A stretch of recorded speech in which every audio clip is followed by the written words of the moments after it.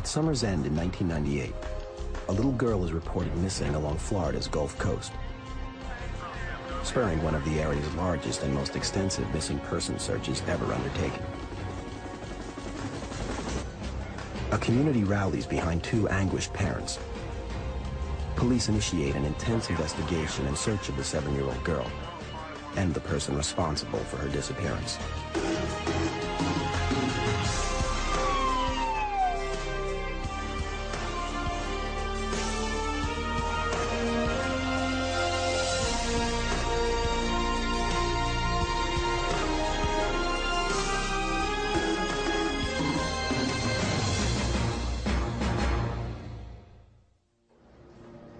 When a child is missing, the Florida State Attorney's Office is involved with the investigation from the start.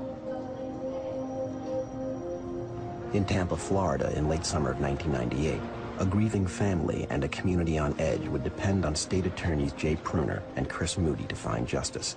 Any time that a child is missing, and especially a young child that's 7 years old, it's going to make everybody, the investigators, law enforcement, the news media, the public, everybody very interested in the outcome, because children are our most precious thing that we know of. And anytime one of them is in danger, then that's going to be something that we don't want to see a bad outcome. Everybody wants a happy ending. Good morning, 6:11 here on your spot for the country. We're going to get started with a new tune today called Driving. On September 11th, 1998, sometime after sunrise, a 39-year-old single mother awoke, alone in her bed.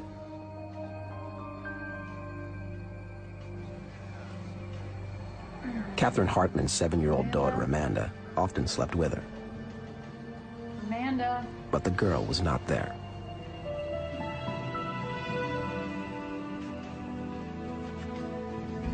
Amanda. Amanda, what are you doing up so early? Amanda? Catherine became Amanda? increasingly alarmed when her daughter didn't answer her. Amanda! It soon became clear this was no ordinary morning. Amanda! It was the dawn of the worst day imaginable in Catherine Hartman's life.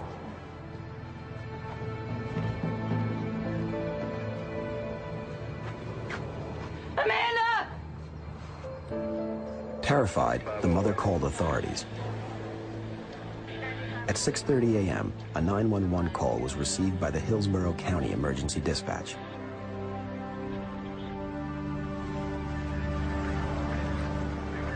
Detectives and uniformed officers quickly responded to the last place Catherine saw her daughter, her own home.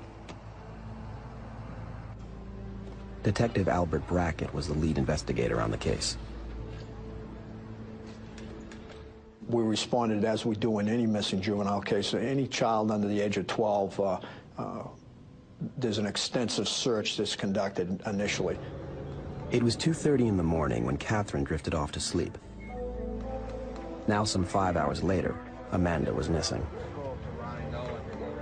And teams of detectives, deputies, and K-9 units were dispatched to search the neighborhood and wooded areas around her home. So we're looking for a child that could possibly be out there in her pajamas. We're hoping that maybe she was in the area, maybe at a friend's house. When none of those panned out, we expanded the search and we went door to door. And then when it appeared as though she wasn't in the immediate vicinity, of course, we checked her school bus companies. Authorities also contacted the Florida State Attorney's Office in Tampa. Prosecutor Jay Pruner took the call. Our state attorney's office became involved in the Amanda Brown case within hours of her disappearance. In the initial stage of the investigation, you don't want to foreclose any avenues of what may have happened to Amanda Brown. Police needed to question both of the missing child's parents. Authorities were sent to locate Roy Brown, Amanda's father. Brown and Catherine Hartman had divorced 3 years earlier. No, not Amanda. There had been a custody hearing to determine parental rights. The court ruled that both parents would share custody of Amanda. Well, at that point, you know, we're in the early stages of the investigation. It's important to look at those avenues so we don't overlook any potential evidence. So Roy Brown was looked at, as was Catherine Hartman. Roy Brown appeared shaken when he found out his daughter was missing. He agreed to answer some questions at the sheriff's office. It was up to Detective Dorothy Martinez to determine whether either of Amanda Brown's parents may have had anything to do with her disappearance. Detective Martinez interviewed Amanda's father at length. On the night in question, he said he'd been home watching TV with his current wife. Brown said that according to the custody agreement, Amanda spent one night a week with him. He told the detectives he and Amanda were both looking forward to a trip they were planning for the following weekend. I feel very confident that you had no involvement. He was asked about his ex-wife and admitted she used drugs. Roy knew about Catherine's drug use. He knew that she was addicted to prescription painkillers, and he was concerned about it, of course, but he was very adamant that Catherine would not knowingly allow harm to come to Amanda. As the hours ticked by, there was still no sign of Amanda. Catherine gave authorities details about the events of the previous evening. She had last seen her daughter when the two fell asleep together on her bed, Catherine explained. Ms. Hartman told authorities she had a new boyfriend. His name was Willie Crain. She said Crain worked as a crab fisherman and that they met at a neighborhood bar. Catherine called him before police arrived that morning, but he said he didn't know where Amanda could be.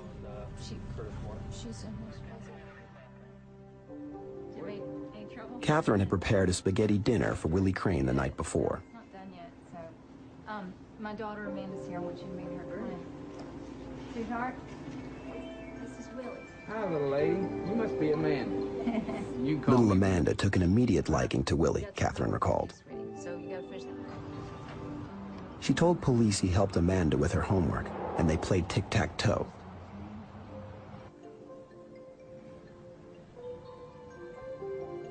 Willie and Amanda traced each other's hands on paper, Ever made a turkey out of it? and Catherine later noticed that on one of the drawings, the words "Amanda likes Willie" were written. Back by the Catherine said Willie invited her and Amanda to go back to his house and watch a movie. Have a seat, find a movie. Amanda was excited about the idea, so Catherine agreed to go.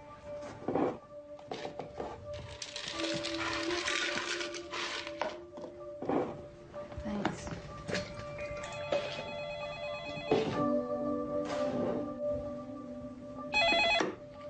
Hello. Oh, hey, Judy, how are you? Yeah. When Willie's daughter called, he told Catherine to say hello. You talk to my daughter for a second while I finish it? Catherine barely knew her, so she was surprised when Willie handed her the phone. Do you live around here? Oh, really? You like those videos? You wanna go watch some? Okay. While Mom's on the phone? Okay. Okay, let's go. Yeah. Yeah, so you guys, well, I know, it's funny, I don't get a chance much to do that. Catherine was unsure how long she was on the I phone. don't actually know where he is, so I'm gonna have him call you, okay? Okay, thanks. Bye. After I 20 minutes may have elapsed, she said, when she realized that Amanda and Willie were no longer in the living room. Catherine walked down the hallway and heard Amanda's voice behind a closed door. Hey, what are you guys doing? Willie told Catherine he'd been teaching Amanda how to use the remote. Come on, Susan. Come on now. Here, sit down. She felt slightly uncomfortable and suggested that it was time to I'm go. sorry, I'm tired and I've got a really bad back. It was past Amanda's bedtime, and Catherine's back was hurting her. Here, What is this? Valium. They'll help your back. It'll relax. Willie offered her some of his Valium. That'll be fine. No, they're not very strong. Here.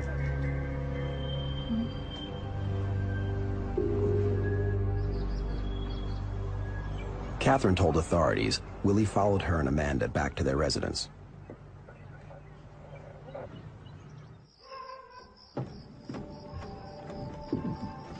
Despite feeling the effects of the sedatives, Catherine noticed Willie was a bit intoxicated. She suggested it might be wise for him to rest there for a while and sober up before heading home. So anyway, I told him, look, you gotta give me more money. I'm not gonna start working double shifts for nothing, you know. And this guy, dumb thing, hey, baby, what are you doing? You gotta go to bed now. Don't put her to bed with her hair wet. Oh, Get a cold. They don't catch cold. We do it all the time, don't we? I do too. And I never put my kids to bed with their hair wet.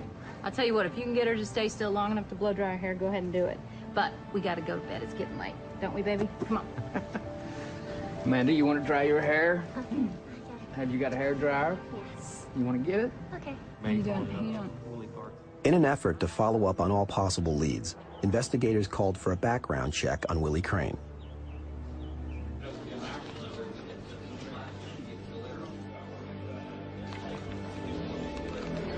We got some background information on him and discovered that he had an extensive criminal history that included arrests and convictions for sexual battery on minor children. So we were naturally very concerned at that point. Detectives immediately got word about Willie Crain's past to prosecutor Jay Pruner. They told him Crain had been sentenced to 20 years in the 1980s for 5 counts of sexual battery on a minor. He was released after serving only 6 years. Amanda, come on, I mean it. We've got to go to bed. It's too late, sweetie. Catherine told police it was after 2 a.m. when she and Amanda went to bed that night. The late hour and the Valium Willie gave her had completely exhausted her, and she fell into a deep sleep. It wasn't apparent one way or the other at the outset whether this was a kidnapping or a runaway, because we didn't have enough background information right away to make that determination. What was evident at the beginning was that the last male near Amanda Brown was a convicted pedophile. Amanda? A distraught mother reported her 7-year-old daughter missing from her house in Tampa, Florida, in late summer 1998. Amanda! Authorities and volunteers launched a massive search for the girl. Police had a suspect in the case. Ever made a turkey out of a Willie Crain was the last man to see Amanda. Still, Florida State Attorney Jay Pruner was determined to explore all possible leads. You have to be wary of jumping to conclusions. It would have been easy to focus on Willie Crain to the exclusion of any other possibility in this case. But we realized early on if we had done that, that would have caused problems in the prosecution at trial. We had to find out more about Amanda Brown. Was she a problem? Was she a good kid? We had to find out if there were any other possibilities anyone else could have taken her, and that perhaps Willie Crain may have been in the wrong place at the wrong time. So without excluding anyone as a suspect or identifying anybody as a suspect at that time, they look at Catherine Hartman to determine whether or not she had any involvement. In order to rule her out as a suspect, authorities requested that Catherine Hartman submit to a polygraph test. Did you withhold any information regarding your daughter's disappearance? The polygraph examiner told Detective Martinez that Catherine was telling the truth. Catherine was extremely upset, but believed that she genuinely loved her child, but she had a lot of things going on in her life that caused her to use some very poor judgment. 6 hours after her mother reported her missing, there were still no signs of Amanda Brown. Her father, Roy Brown, was also ruled out as a suspect. He became involved with the search effort and was instrumental in building public support. As search efforts continued, so did the search for the last man to see the 7-year-old girl. Lead investigator Al Brackett sent a deputy to Willie Crain's residence. But no one was home. According to a neighbor, Willie had left early that morning.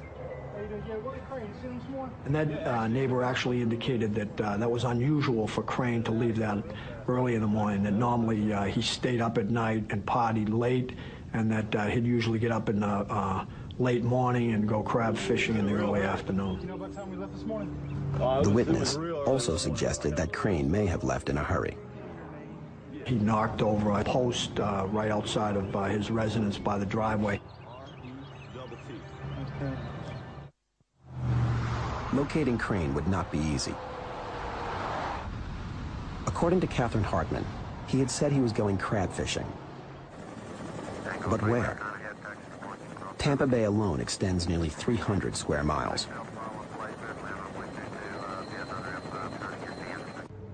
Detective Michael Hurley began his search at the crab shack where Willie Crain worked.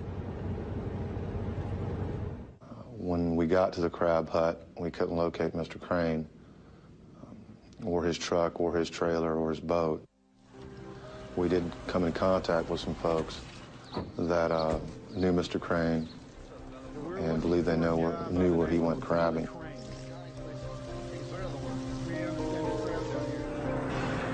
The crabbers agreed to help detectives find Willie, escorting them to the boat ramp that Willie regularly used.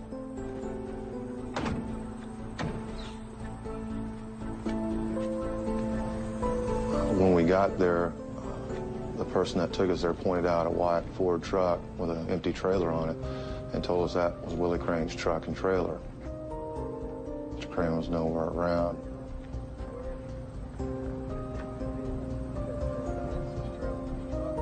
The person that took us there had his crab boat with him and volunteered to take us and see if we could locate Mr. Crain in case he had taken the girl with him crabbing.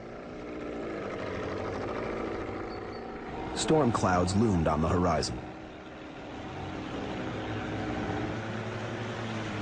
After about 20 to 30 minutes, we located Mr. Crain's crab buoys in the water.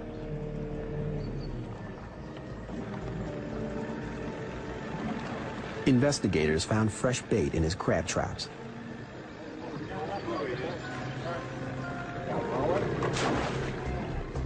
They were getting closer to locating Willie Crain. We went up to an area of Tampa Bay known as Double Branch. And on Double Branch, we saw a boat, crab boat, with one guy in it. And the guy that took us up there told us, that's Willie.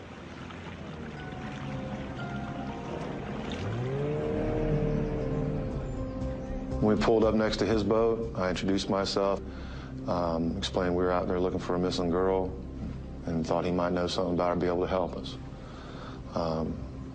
He said that she wasn't with him, and I explained to him I'd like him to come in and talk to us, and he volunteered to come in with us and talk to us. I asked him, hey, can I ride on your boat? He said, sure.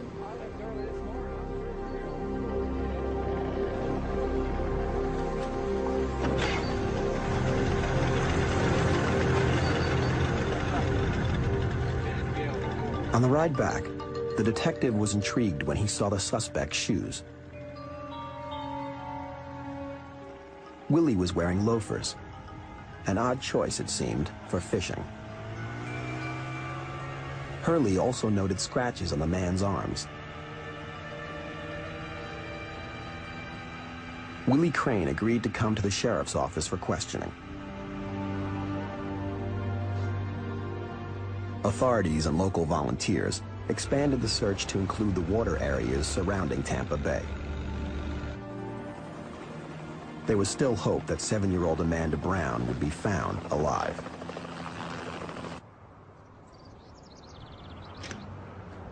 At the sheriff's office, Willie continued to cooperate. He answered questions for several hours about the evening he spent with Catherine Hartman and her daughter. Went to her home. Had spaghetti dinner. His version of events was different from Catherine's. According to Crain, Amanda had gone to sleep in her own bed that night. He said he decided to lay down with Ms. Hartman, but it was with her alone.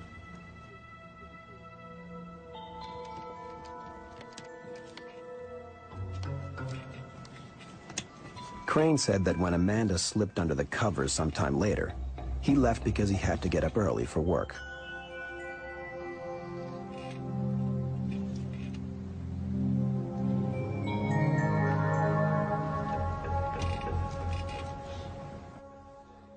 At that point, Crain says some things to me that don't make any sense. I'm sitting there and he tells me after he left Catherine Hartman's trailer, he went home. He says it was about 1:30 in the morning, which is a little bit different time version than what Catherine says, but he said when he gets home, he spilled some bleach, and he didn't like the smell of bleach, so he cleaned it up and then decided, well, I'm going to clean the trailer.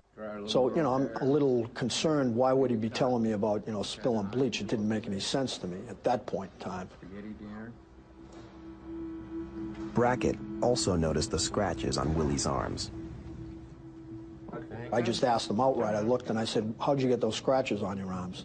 And Crain had no response. He was just sitting there looking at me. And I said, well, I asked you a question. How did you get the scratches on your arms? And he said, you're trying to pin this on me. You're trying to make things up. I said, no, I'm asking you for an answer to a direct question. How did you get those scratches on your arm? Y'all trying to blame everything on me. He said, I'm not doing this. I don't want to talk about this anymore. He did hand over his clothes to police for analysis. Brackett noticed there were stains on the front of his boxers, stains that looked like blood. Brackett gave Crain a change of clothes. At that point, I really felt uneasy about letting Crain go. I felt that he had potentially done something to Amanda Brown, but there wasn't anything I could do because I had nothing to hold him on. We checked to see if he had any warrants. He didn't. And at that point, I actually had to drive Crain to the crab business and let him walk free. Authorities needed hard evidence to hold Crain. They hoped a search of his home would provide that evidence. Authorities in Tampa, Florida, had a suspect in connection with the 1998 disappearance of 7-year-old Amanda Brown. I don't like this. I'm not talking to you. Willie Crain was questioned and released. Okay. Investigators worked with prosecutor Chris Moody to secure a search warrant for Crain's property. They hoped that evidence in Willie Crain's home would link him to the missing girl. We work with the police daily on a case like this. They update us. They do all the work, the legwork. We aren't out there beating the streets. But as they come across a piece of evidence or an interview or some other information, they start to piece together and they understand what the requirements are in terms of building a case. 10 hours after Catherine Hartman reported her 7-year-old daughter missing, police executed a search warrant on the nearby home of Willie Crain, a recent boyfriend of Catherine's. Detective Al Brackett led the search. The first thing I smelled was a very strong odor of bleach coming from the bathroom. It was obvious the area had been scrubbed clean. And I pick up the cover to the toilet seat. I see what appears to be blood.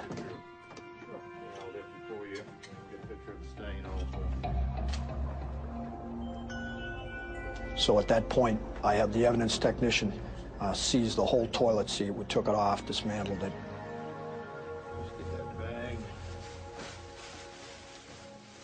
In addition to that, there was a piece of tissue that looked like somebody had thrown it in the toilet and then tried to flush the toilet, but it stuck on the inside wall of the toilet bowl, and that had what appeared to be blood on it also. Brackett reported to prosecutor Chris Moody it seems strange that Crain had obviously cleaned the entire bathroom, but he didn't touch the sink. The areas that were clean were the tub, the shower stall, the floor, and the toilet. But the sink had hairs in it and was basically pretty grimy looking. It looked like it had not been cleaned in some time. That raised everybody's suspicions as to why someone would clean so thoroughly one area but not the other area of the bathroom. Prosecutors believed there was a strong possibility the bathroom was a crime scene. The evidence collected at Crain's house was immediately sent for analysis. At that time, we were still working on two fronts, trying to find Amanda if she was alive, and preserving evidence if she wasn't. So we focused right away on the blood and tried to work that up as fast as possible. Later that day, Crain provided saliva and blood samples in accordance with a court order. As the case against Willie Crain grew stronger, detectives were anxious to arrest him. The prosecution team remained cautious. Until the DNA actually came back, we didn't feel like we had the sort of proof that we needed to be able to prosecute him. Authorities kept Crain under surveillance, as did the media. At every turn, a camera was there. Police interviewed local fishermen who worked in the same areas as Willie Crain, including Al Darlington.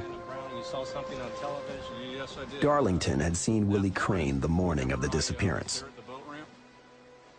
Me and a friend of mine were sitting here waiting on the daylight so we could start working. Right. And we saw Willie Crain pull in, and he backed all the way in the water past us until the middle of his tires were in the water.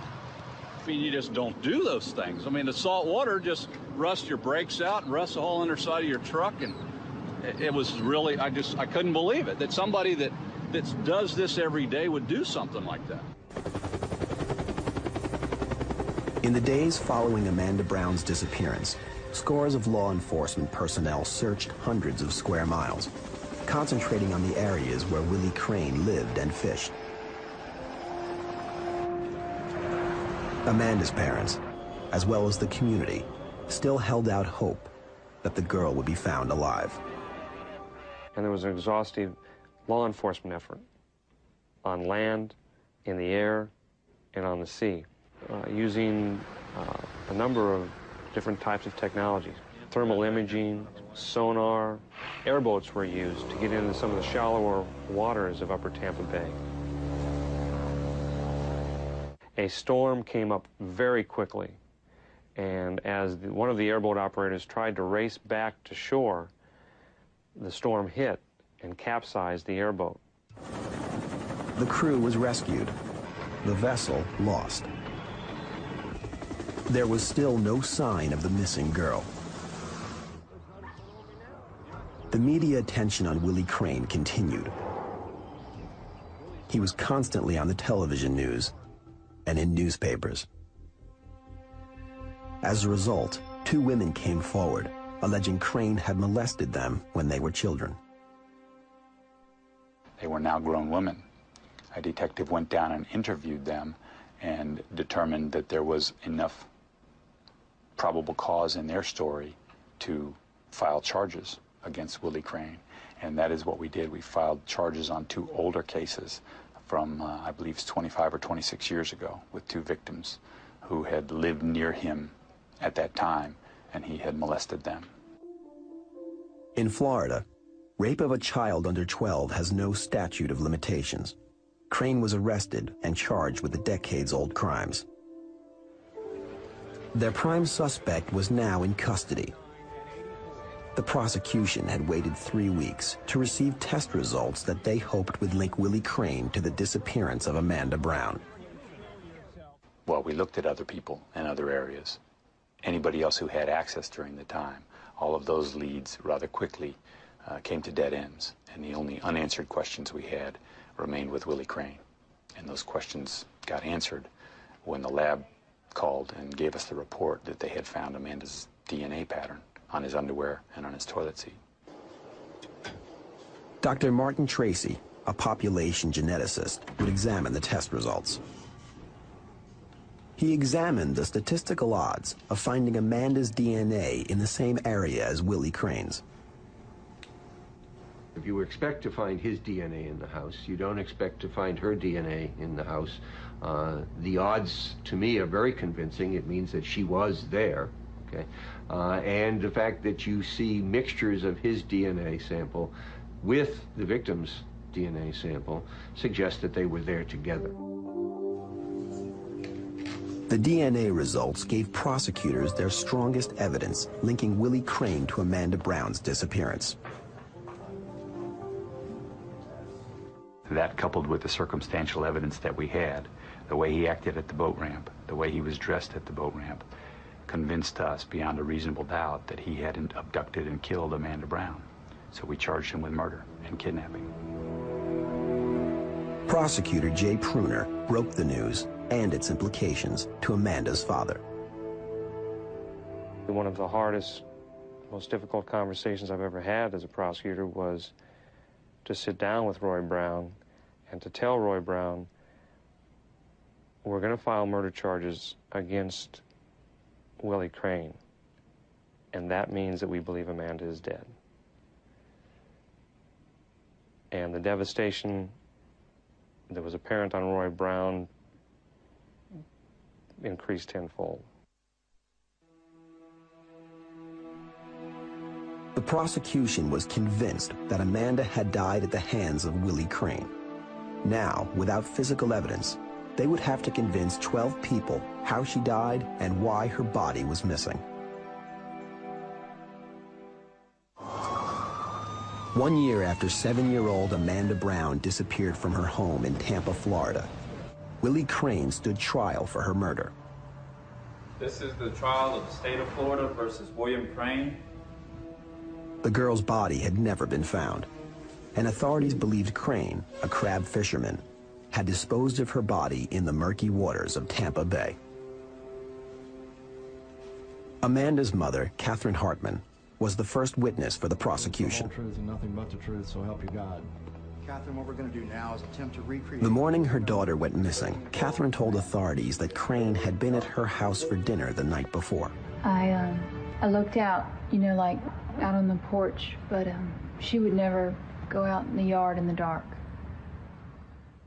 The key elements in this case from a prosecution standpoint was to establish to the jury's satisfaction that Amanda Brown was dead, to not have them point their finger at Catherine Hartman as a terrible mother and therefore acquit Willie Crain because of her irresponsibility. Had Amanda ever run away overnight? No. Did she ever threaten to? No. She was afraid of the dark. Have you ever seen Amanda Brown since you fell asleep next to her in the early morning hours of Friday, September 11th, 1998? No. The state would try to show that Willie Crain selected his victim carefully, preying on a woman he knew to be vulnerable in order to get at his real target, her daughter.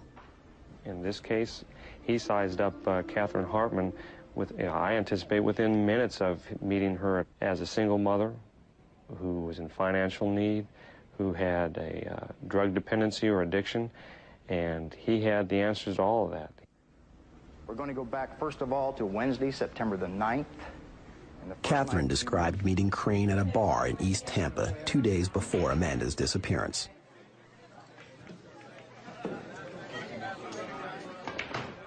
Willie Crain started conversation with her, started flashing money, wrote down his phone number on a $50 bill and gave it to her. He had the money, he had the drugs. Catherine admitted that the following night at Crain's house, she lost track of Willie and her daughter while she was on the phone. How long did you spend on the phone? About 20, 25 minutes, something like that. And when you went looking for your daughter and Mr. Crain, was the door to the master bedroom open or shut? It was shut. And what did you do? I opened it. He knew how to endear himself not only to Catherine Hartman, to Amanda Brown. Sure. Within 30 hours, Willie Crain was able to size up the situation, to probe for weaknesses, to put himself in a position where he could take Amanda Brown out of the bed and to get her away from Catherine Hartman, who he knew from giving her 25 milligrams of Valium would be sleeping through the night. So he's a classic predator. Catherine's testimony was compelling, but it also posed an obstacle. Pruner knew the defense would try to paint her as a reckless, irresponsible mother. If the tactic worked, the jury could blame Catherine, not Willie Crain, for Amanda's fate. We tried to steal Catherine Hartman's nerves. We tried to ready her for the attack that's going to come in cross-examination.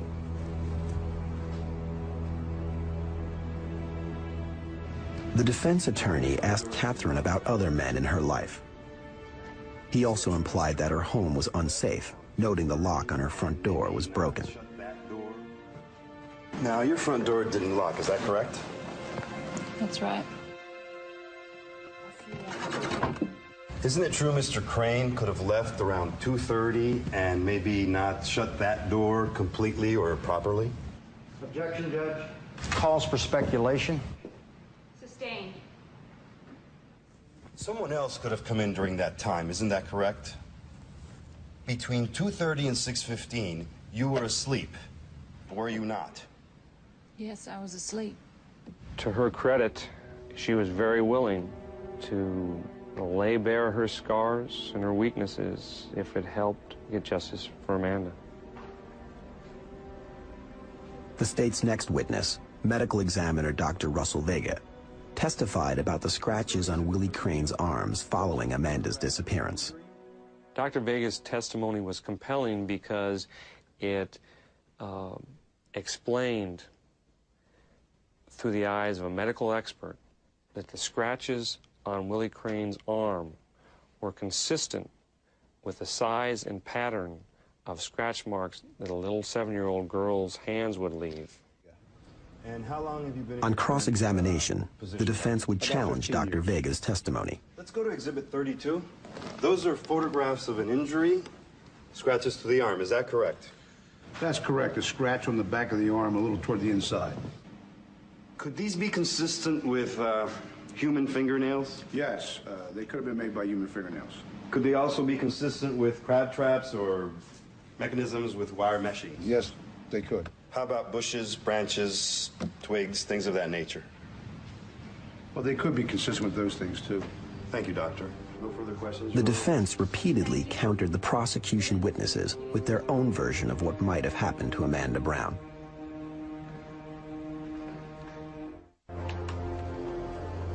The prosecution called local fisherman Al Darlington as their next witness.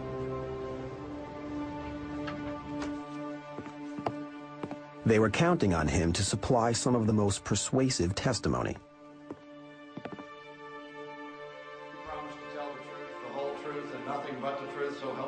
Darlington had seen Crain at the boat ramp the morning of Amanda's disappearance.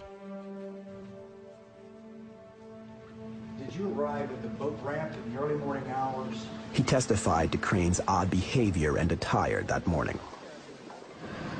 When he got out of his truck, I noticed he had on dress clothes. He had on like loafer-type shoes, either a real dark blue or black, like a double knit type slacks, and like a knit type dress shirt. He was dressed up like he'd just come from a bar, and it being 6:30 in the morning, it was like, well, this is unusual. Had you ever seen Mr. Crain dressed this way before when he goes crab fishing? No, I've never seen anybody dressed like that to go crab. Did you have a conversation with the defendant? Your Honor, may we approach? What Darlington had seen was strong testimony. What he'd heard was even stronger. Judge, these statements were made. The state wanted the jury to hear that Crain had once told Darlington that if he needed to, he could hide a body where no one would ever find it. The defense knew the statement would have a strong impact on the jury, so they appealed to the judge to exclude it. Judge, these statements were allegedly made regarding somebody who was messing with his crab traps. It has nothing to do with what he's being accused of here. He's not accused of killing a fellow crabber. Your Honor, it actually goes to the heart of our case. The prosecution argued that Crain was boasting about a skill, like being able to fire a weapon, which would be admissible. There's a situation here where I've got to be able to show we have a missing girl. The judge seemed unconvinced. This is out of context, extremely prejudicial, and irrelevant to the charge, Judge. For prosecutors, getting the jury to hear this testimony was essential to their case. They might not have a body, but they did have a defendant who claimed to know how to hide one. In September 1999, Willie Crain was on trial for the murder and kidnap of 7-year-old Amanda Brown. His defense attorney argued against allowing damaging testimony.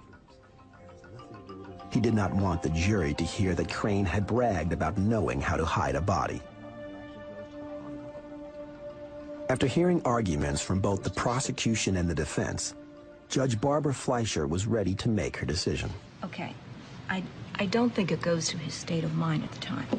I think it does go to his familiarity with the area and his ability to do this. So I'm going to allow it.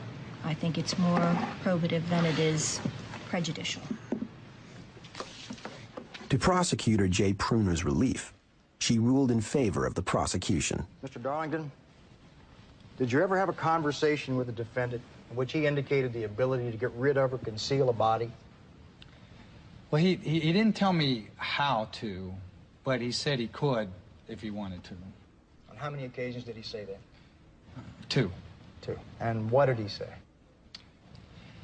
He said if he wanted to get rid of a body, he could hide it where no one would find it. Darlington's testimony proved crucial. The state had shown that Willie Crain not only had the knowledge, but the opportunity to dispose of his victim's body in the murky waters of Tampa Bay.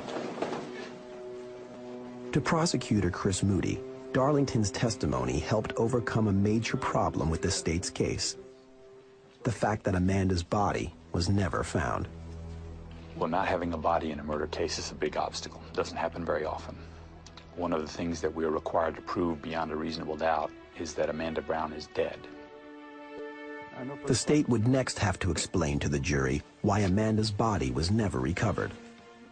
Detective Hurley, can you tell us a little something about the search? Was it, in your opinion, a very exhaustive search, thorough?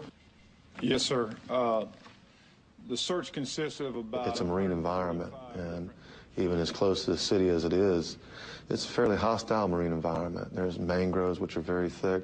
Most of them are tidal in nature, so there's not a lot of true islands or places where you could stand up all day without the water coming up to your chin. During the search, a police airboat capsized and sank in Tampa Bay. Prosecutor Jay Pruner used the incident to the state's advantage. The waters of Tampa Bay were so unforgiving that you couldn't find a 2,000-pound steel airboat. It made sense then that an experienced crab fisherman would be able to dispose of a 7-year-old girl's body without leaving a trace of evidence. The state then set out to prove that Amanda Brown had been in Willie Crain's home the night she disappeared. Prosecutor Chris Moody would rely on DNA evidence. Finding Amanda's DNA pattern and then proving that it was on his underwear, Willie Crain's underwear, and his toilet seat was the linchpin in the case, because without that, we wouldn't have been able to prove that she was dead, nor would we have been able to prove that Willie Crain killed her. The state called Dr. Martin Tracy, a population geneticist at Florida International University, to interpret the DNA evidence. The DNA evidence taken from the Crain house shows quite clearly that there are DNA stains that match Amanda Brown, the victim. The odds of those stains coming from somebody else are 1 in the hundreds of million. The more convincing is the mixture situations where you see a DNA stain, one taken from the toilet seat, okay, that shows a mixture of Crain and Amanda Brown. That suggests, at least in terms of the spatial relationship, that they were both there at the same time. Dr. Tracy was the last witness to testify for the prosecution. Prosecution rests, Your Honor. The defense calls William Crain, Your Honor. The defense's chances to obtain an acquittal for Willie Crain depended on testimony from Mr. Crain himself. As manipulative as Crain was, I didn't think that his defense attorney could keep him off the stand. The Crain would insist on testifying. What do you do for a living, sir? Self-employed, commercial crabber. Crain testified that he had never made it past grade school. Ever since I was 9 years old, but... He had been a fisherman his entire life. How much of an education have you had? Crain had an answer for all the suspicions raised by the prosecution. Amanda, honey, you want to close my door and letting all my cold For example, air out? he often kept his bedroom door closed to prevent the cold air from his air conditioner from escaping. Did Amanda have a loose tooth that night? Yes, sir. She kept fiddling with it, and finally it started to bleed. Crain also had an explanation for the presence of Amanda's blood in his bathroom. But one of the things DNA never tells you is how a particular stain got somewhere, in this case on the toilet seat or on his clothes. He tried to come up with the explanation that Amanda's tooth was loose and bleeding, and that's how the blood got on there. Do you have any recollection on how you got those scratches on the back of your shoulders and arms? Yes, sir. It's the bushes. People, when they rob your traps, they throw your traps in the bushes, the mangrove bushes. They're hard to get through. I go through them, I hold up my arms, try to keep branches from slapping me in the face. I just keep pulling myself through till I get my traps. No further questions at this time, Your Honor. Thank you.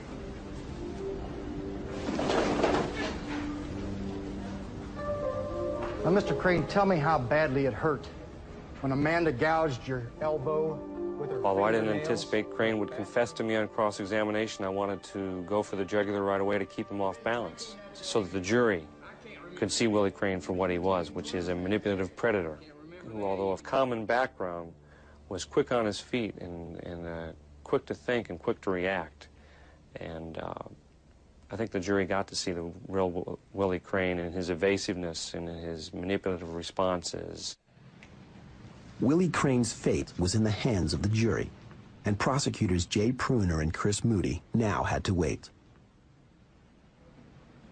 When the jury goes out, I'm hoping for Roy Brown and Catherine Hartman and Amanda's sake that they come back with a conviction, so that if there can be any degree of closure in this case without the finding of Amanda Brown's body, that it will happen with a jury verdict of guilt.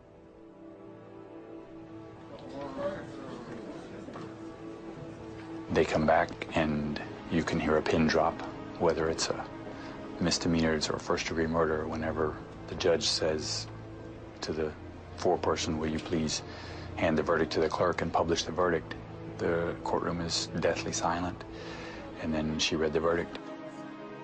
Have you reached a verdict? Yes, Your Honor. We, the jury, find the defendant, William Crain, guilty of murder in the first degree. A month later, at the penalty phase of the trial, the prosecution brought in previous victims of the defendant. Their stories had an impact on the jury. In November 1999, Willie Crain was sentenced to death. Molesters have a pattern where somebody identifies a particular age child to satisfy whatever perverse needs that they have, is something that studies show gets repeated if they aren't stopped. Parents need to be aware of that there are people with absolutely bad intentions, and they need to make sure that their children are protected as best as they can.